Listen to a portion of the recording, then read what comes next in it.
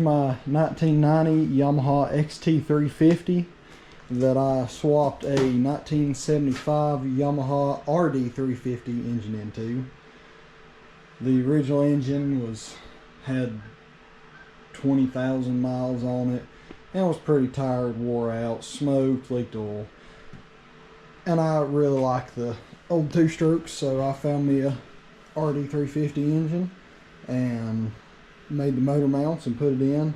And everybody that I've talked to about it really like it and said that I should start making videos on it. So here we are. So what I got going on right now, I had to make custom intake boots because the stock boots were about this long and they ended way up here because the original carburetors went into the head on the XT engine. So I went in Fusion 360 and designed some intake boots and primed them out of TPU. This one is pretty rough, but this is the wrong one. This was a test print. This is the correct one for it.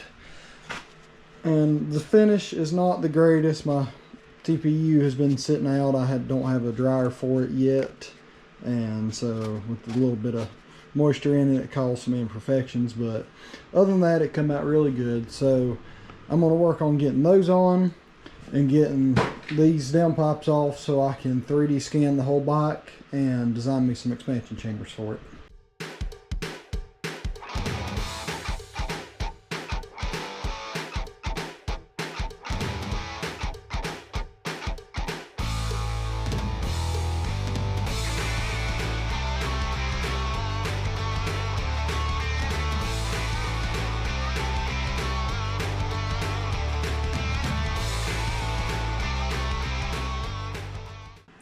This one's going to be too short.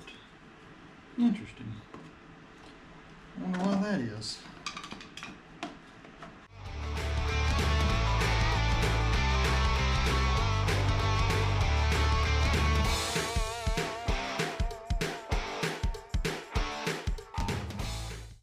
Okay, well.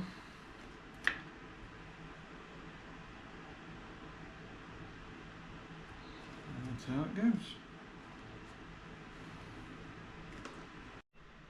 So apparently this side fits up a little different than the other side, because the other side fit really good, which is no big deal. And just change the angle on that a little bit and reprint it.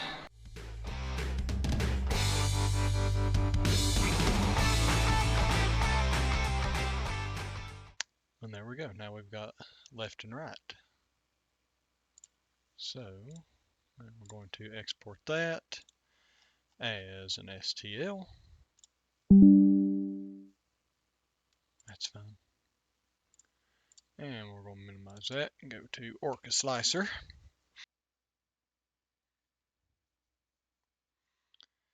New project. Open. And we're going to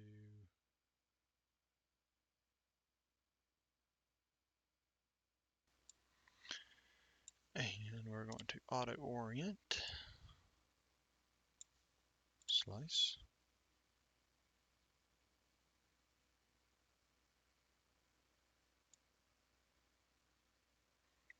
and there we go.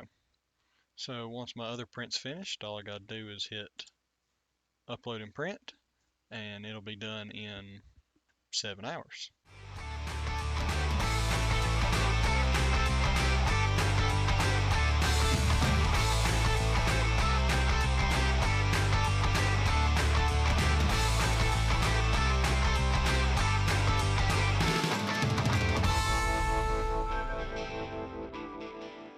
Alright, well now that those are off and that boot's on, I can go ahead and put this side back together and 3D scan this side and get this pipe built while I wait for the other print to be done, because I'm going to have to redesign that now and wait on my current print to finish before I can print that. So it'll be late tomorrow before that one gets finished.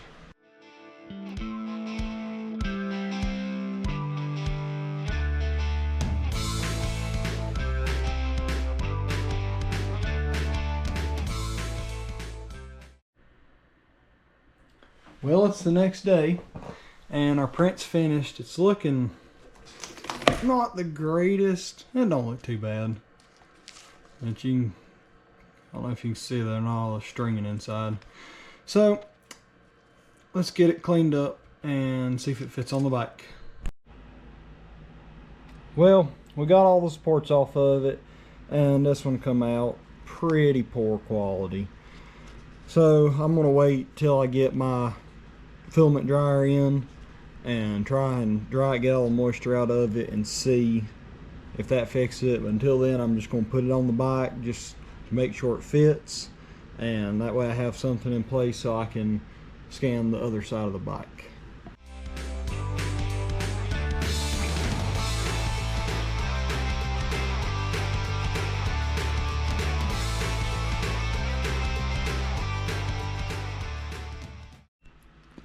Well, there we go. That was a pretty good fit.